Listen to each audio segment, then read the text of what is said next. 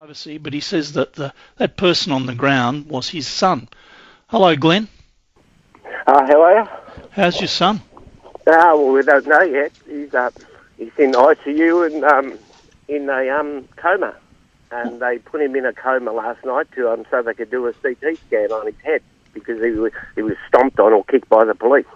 What was the result of the CT scan? Do you know? Not sure. They haven't rung his wife yet. I rang her before, and they haven't gave the verdict yet.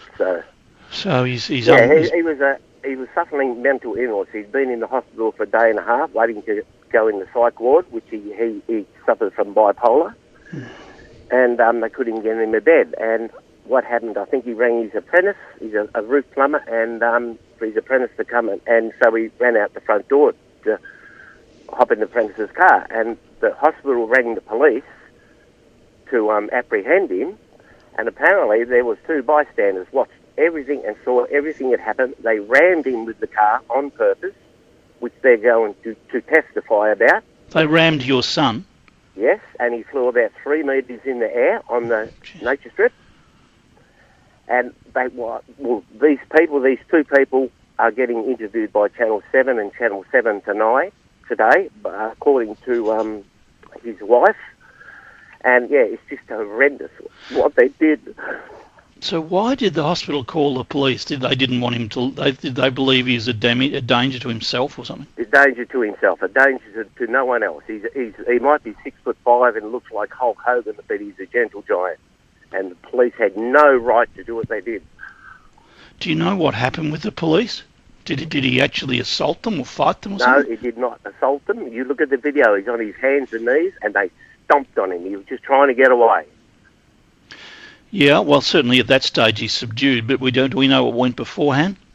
Nothing. That's when he got hit by the car when he was running across the road. Oh, I see. According to the witnesses, they rammed him on purpose. And these witnesses will testify to that. Yeah, but that's not the police, is it? That's other people. That's the police. Oh, the police car rammed him. The police car rammed him, yeah. Okay. And according to the witnesses, that is exactly what they saw, and they took the video of it, and they have the video which you've seen yourself. You've seen the policeman stomping on the bloke's head, you know. I couldn't sleep last night because I was so upset, and went from anger to like wanting to kill the police. You understand? Yeah, don't do that. It's disgusting. You know, the police talk about all this coward crap, the coward punch stuff. What do you think that policeman did? Stomped on someone's head that's mentally ill. But move your anger away and worry about your son. Let other people be angry for you. All right? Exactly. Just do that. I am angry. Yeah. Yeah, I can understand you're angry, but I'm saying put that aside. Look after your son. Worry about other people can handle the anger, and the police will investigate it fully. And the only reason I rang you, I thought, well, you're good at rattling chains. I've been listening to you through AW for 30 years, and I thought, well, something's got to be done. You know, I don't want this just brushed aside. This bloke needs to be accountable. He needs to lose his job. Policemen like that should not be in the job. My brother was a policeman for 40 years, and he never ever hurt anybody, and no one should hurt people like that. More than lose his job, if it is as it seems, he should be charged. Oh, he should be charged. His wife's already started legal action against the police force. Has she? She has. It's in motion. Have police spoken to his wife or to you? No.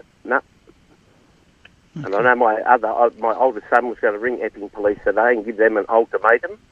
And he said he was going to go through, but I couldn't help myself this morning. I was just so upset. I had to, because no one knew what happened. How long has your son suffered from bipolar disorder? About 12 years. He didn't have an episode for about 9 years, and just in the last 3 or 4 months, he's now and again he gets a bit manic and needs medication and attention. But not violent, not nothing. So no history of violence, any history of attempted self-harm? Nothing, no. And is he medicated or not at all? Yeah, is he on regular medication? Regular medication, yeah. Well, something's gone wrong there. Maybe he's... who knows? Yeah. God, it's an awful situation. Okay, you want us to... Well, look, the police are investigating it, in fairness, and it's so public. I think the police will investigate it very seriously. I don't think there's any question about that. If this person is found, as it seems, to have done the wrong thing, they'll end up charged. I don't think there's any question about that. Well, that's a good thing. And I think it should be.